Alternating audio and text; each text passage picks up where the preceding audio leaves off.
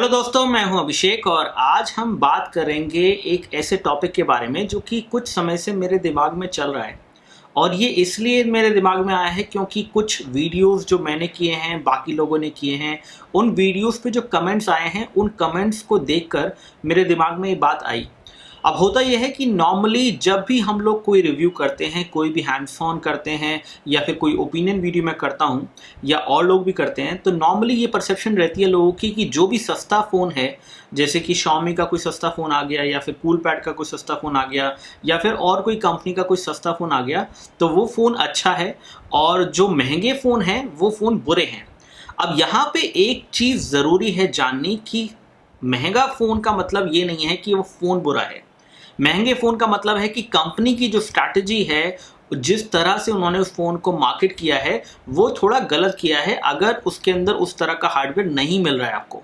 जैसे कि Huawei P9 के बारे में अगर हम बात करें, तो Huawei P9 मैं यूज़ कर रहा हूँ तकरीबन 1 महीने से और P9 एक अच्छा फ़ोन है, एक अच्छा कैमरे वाला फ़ोन है, लेकिन जिस तरह का हार्डवेयर, जिस तरह की परफॉर्मेंस, जिस तरह का बैटरी बैकअप उस फ़ोन से मिलता है, मेरे हिसाब से वो 40,000 का डेफिनेटली नहीं होना चाहिए।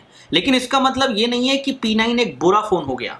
P9 एक बुरा फ़ोन तब होगा जब उसके अंदर जो चीज़ें आपको मिलती हैं वो पूरी तरह से बुरी हो जाएं। जैसे कि कैमरा की परफॉर्मेंस P9 की iPhone 6 से बेहतर है देखा जाए तो। और चीज़ों की बात करें तो सॉफ्टवेयर भी काफ़ी रिस्पॉन्सिव है, स्मूथ है, काफ़ी सारे कस्टम फीचर्स मिलते हैं। और इसी तरह से और फ़ोन भी मार्केट में है, जैसे कि ऑनर का ऑनर 8 जो अभी नया फ़ोन मार्केट में आया है, वो भी थोड़ा प्राइस में ज़्यादा है।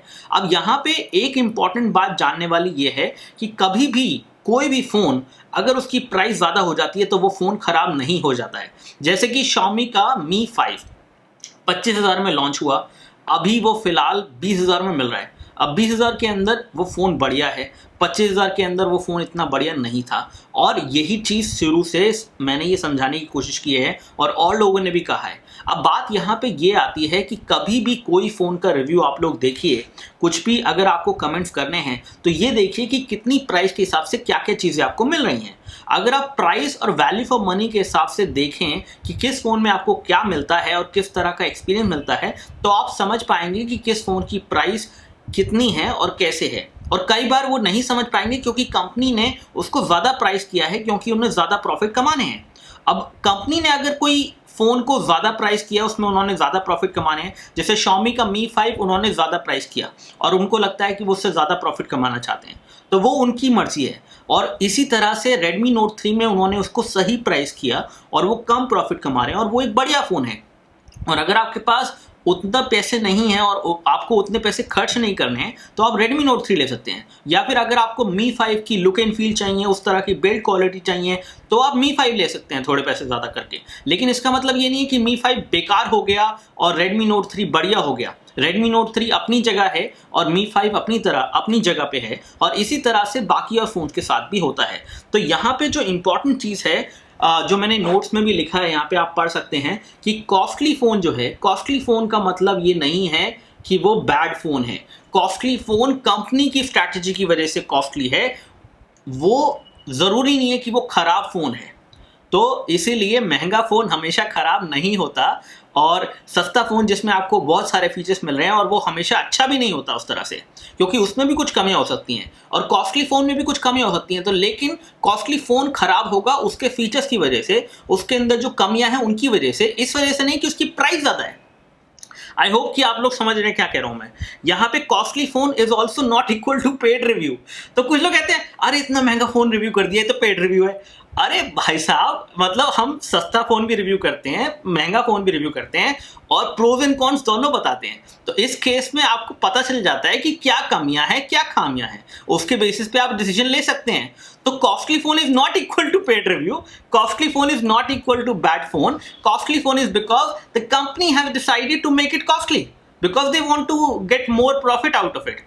Okay, and then price is important, price is very very important. अब हमारे इंडिया मार्केट में कोई भी फोन हम रिव्यू करते हैं तो उसकी प्राइस डेफिनेटली बहुत इंपॉर्टेंट है, लेकिन प्राइस एक अकेलौती चीज नहीं है जिसके बेसिस पे पूरा रिव्यू बेस्ड है।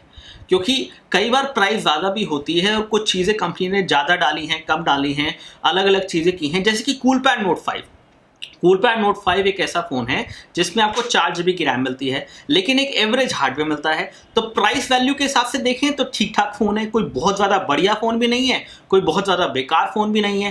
कैमरा की बात करें तो डिसेंट से कैमरास हैं, लेकिन अभी भी अगर आप कंपेयर करें वैल्यू फॉर मनी के हिसाब से तो कूलपैड नोट 5 के अंदर 11,000 रुपये में 4 GB रैम मिलती है आपको, जो कि एक अच्छी मल्टीटास्किंग आपको दे देती है, लेकिन परफॉर्मेंस उतनी अच्छी नहीं मिलती है। तो ऐसे में आप Redmi Note 3 ले सकते हैं जिसमें आपको 2 GB या 3 GB रैम के अंदर आपको एक अच्छी परफॉर्मेंस मिल जाएगी, हार्डवेयर भी स्टेबल मिलेगा, तो और बेहतर मिलेगा मेरे हिसाब से। तो देखा जाए तो यहाँ पे सिर्फ ये है कि आपकी प्रायोरिटीज़ क्या हैं। क्या आपको रैम ज़्यादा चाहिए, जबकि रैम ज़्यादा होने से कुछ नहीं होता है, और साथ ही साथ क्या आपको हार्डवेयर हाई एंड चाहिए, बिल्कुल जैसे कि आपको अगर स्नैपड्रैगन 820 चाहिए तो डेफिनेटली वो बहुत अच्छा हार्डवेयर है, लेकिन उसके लिए उतने पैसे भी देने पड़ेंगे, तो वो फ़ोन कॉस्टली भी हो जाएगा। अब इसके बाद एक और चीज़ है यहाँ पे, जैसे Xiaomi और लाइको, जो कि ऐसी कंपनीज हैं जो कि अपने सस्ते फ़ोन बना के बेचते हैं। अब वो ऐसा क्यों कर रहे हैं भाई? अब सब लोग कहते हैं कि भाई Xiaomi और लाइको इतने बढ़िया फ़ोन, इतने बढ़िया वैल्यू फॉर मनी फ़ोन इतने सस्ते दामों में क्यों दे रहे हैं? क्योंकि Xiaomi और लाइको को वो फ़ोन बेच के पॉपुलैरिटी कमानी है, आप लोगों का ट्रस्ट जीतना है। ये चाइनीज़ कंपनीज हैं और ये यहाँ पे अभी पूरी तरह से स्टैब्लिश नहीं हुई हैं, हालांकि Xiaomi तो फिर भी पुरानी है, लाइको और भी नहीं है। तो ऐसे में ये आपको great value for money phones देंगे, जो कि आपके लिए एक अपॉर्चुनिटी है कि आप वो फ़ोन लेके अपना फ़ायदा उठाएं और आपको एक बढ़िया सा फ़ोन मिल जाए। लेकिन इसका मतलब ये नहीं है कि कंपनी बढ़िया है, ये कंपनी कैसे रहती हैं वो हर प्रोडक्ट के हिसाब से चेंज होता रहता है। अब आगे अगर लाइको यही करता रहेगा तो अच्छी बात है, लेकिन हो सकता है लाइको भी महंगे फ़ोन लॉन्च करे, और इसी के साथ Xiaomi भी महंगे फ़ोन लॉन्च करता आ रहा है, जो कि Mi 5 के फॉर्म में उन्होंने किया, और Mi 4 भी जब उन्होंने लॉन्च किया था तो वो भी हाई प्राइस पे लॉन्च किया था।